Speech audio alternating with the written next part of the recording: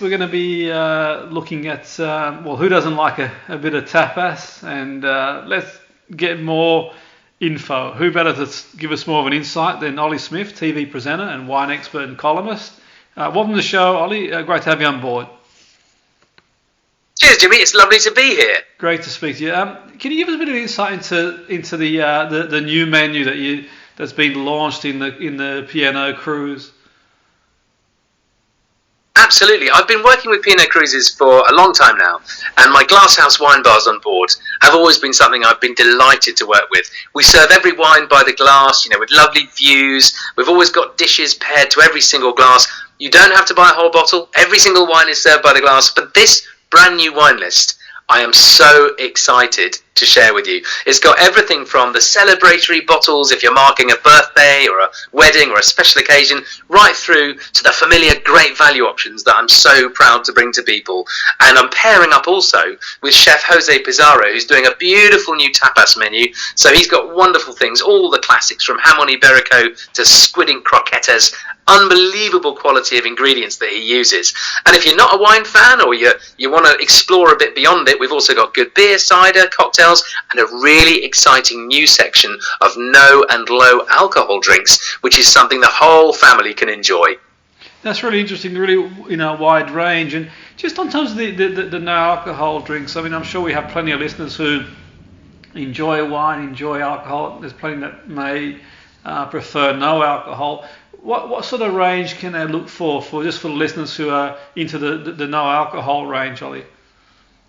So we've got about 10 options of that, and one of the ones I'd recommend is Botivo, which is it's a slow sipping botanical drink, and you top it up with soda water, slice of orange. It's really zesty and invigorating, and it's one of those beautiful kind of golden drinks that really satisfies beautifully. We've also got Virgin Bellini on there from Cipriani. That's a great peachy cocktail, topped up with bubbles, beautiful kind of early lunch, that sort of time of the day when you don't want something too heavy. We've got a wonderful one called Everleaf Marine, which is kind of like, if you think about almost like a gin and tonic sort of a drink, but without the booze. It is such a lovely, fragrant refresher. And then we've got a wonderful couple of non-alcoholic wines as well. Duke's 6, the sparkling red, that's the one to go for. Sparkling red is maybe not the first thing people would think of, but think of it almost like a blackcurrant sorbet with that crunchy, bubbly effect. Absolutely delicious. And do you find, like in your experience, like non-alcoholic sort of wines and drinks are becoming more sort of popular now? I know they've always been around, but I suppose the last sort of few years, are they sort of getting more popular with people?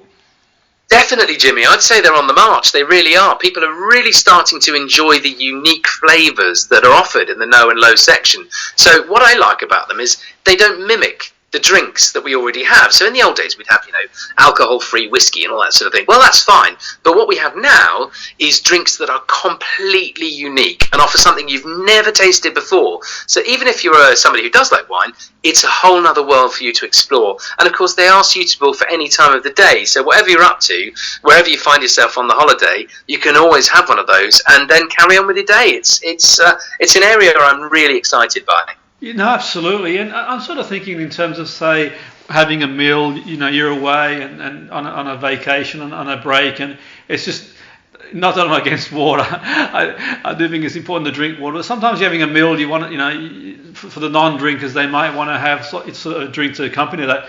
Before we sort of go into the wine, from a non-alcoholic perspective, for tapas, what would you suggest? What would be your sort of recommendation, Olly? Someone's having a tapas. Everyone loves a good tapas.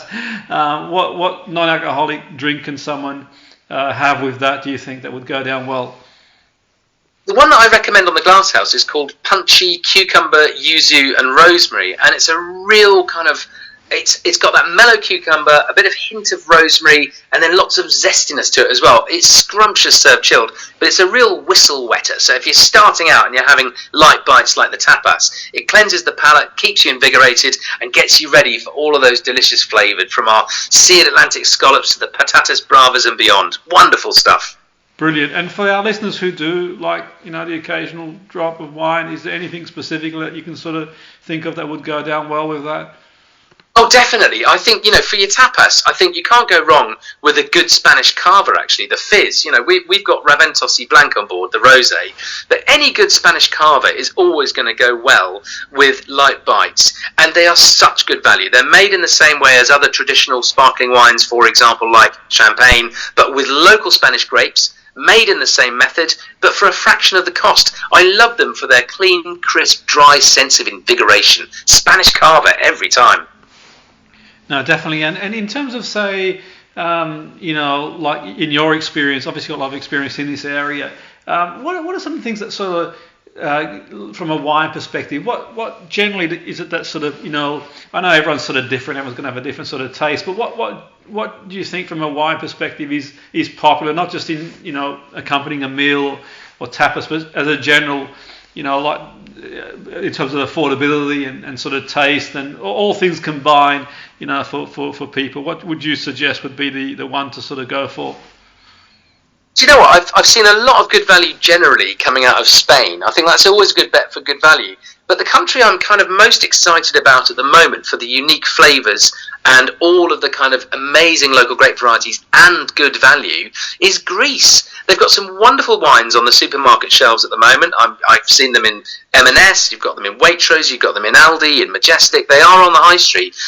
One in particular, the Aldi one, is called Athlon, and it's a rosé for just under 10 quid. It's absolutely delicious. And I think, as a country, it's one we're less familiar with, but the wines are yet to be kind of really discovered in the mainstream. So get them while they're good value. Those Greek wines, for me at the moment, are some of the most impressive, not just in Europe, but in the world. That's really interesting, because I think my guess is, I was looking a few months back at one of those sort of charts, the biggest exporters of wine, and I'm not sure it's sort of like, Greece was on the list of like the biggest, but I suppose people kind of associate, the big exporters of wine as being the best wines. I'm sure that, there are some great wines with the bigger exporters, but from a Greece perspective, is that something sort of, it's fair to say, is probably not generally associated, not at least in sort of maybe in some countries, as being a wine exporter? Yeah, absolutely. It's very new, and I think the heritage and history of Greek wine does stretch back for centuries, but it's just been something that's been enjoyed on home soil, so the export's really starting to kick in.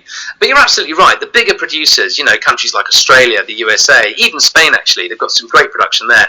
I would say those ones, they are going to offer you good value for money, and in France, if you're buying from the south, down in the Languedoc, that's the place to look for really good value as well. But yeah, as far as Greece goes, I think the future is really rosy for Greece. And if you've got the confidence, and I would certainly say more for the white wines and the rosés at the moment, they are absolutely delightful. Absolutely. And let's say, like, some of our listeners, maybe they might have a special event and they want to sort of push the boat out. They might be a bit sort of more affluent, I suppose, in terms of, or maybe that, like, they're sort of putting a bit of money aside for a special event. If they're going to sort of like, not suggesting no expense spared, but if they're going to sort of like, maybe put a bit of extra money towards it, there might be a special occasion. Is there sort of any recommendations that you would suggest, Ollie, for that?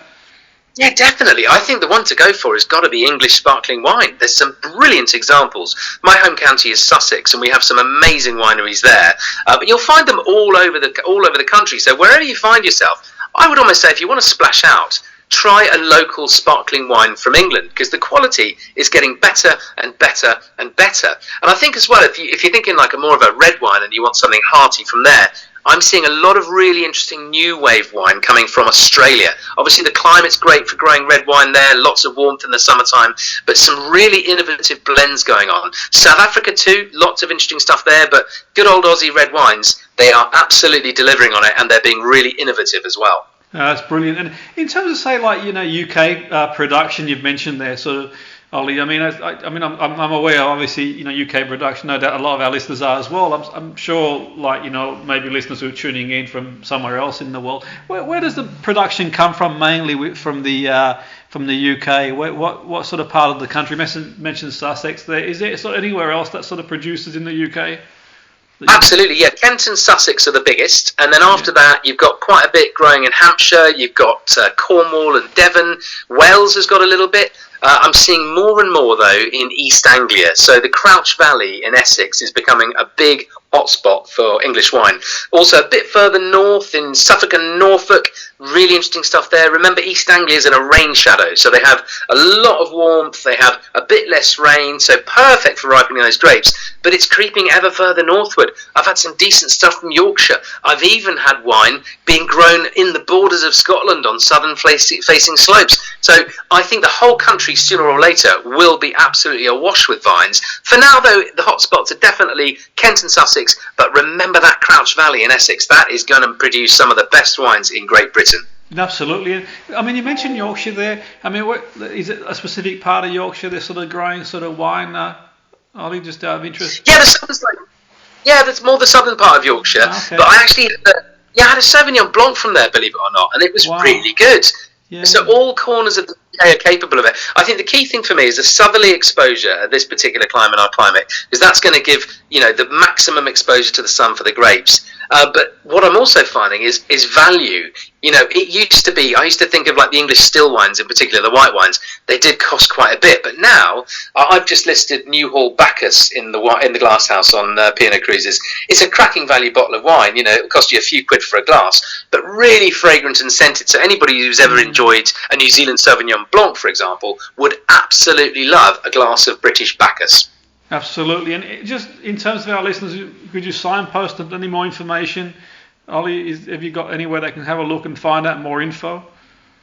Absolutely. The place to go is pocruises.com. That's the home website of P&O Cruises. And if you type my name in there, I'm Ollie, you might find the cruises that I'm on. And if we coincide and I can pour a glass of wine for anybody listening, it will be an absolute pleasure. Brilliant. Thanks for your time, Ollie. It's been an interesting interview, and have a great day. Thank you. Cheers, Jimmy. Really appreciate it. All the best.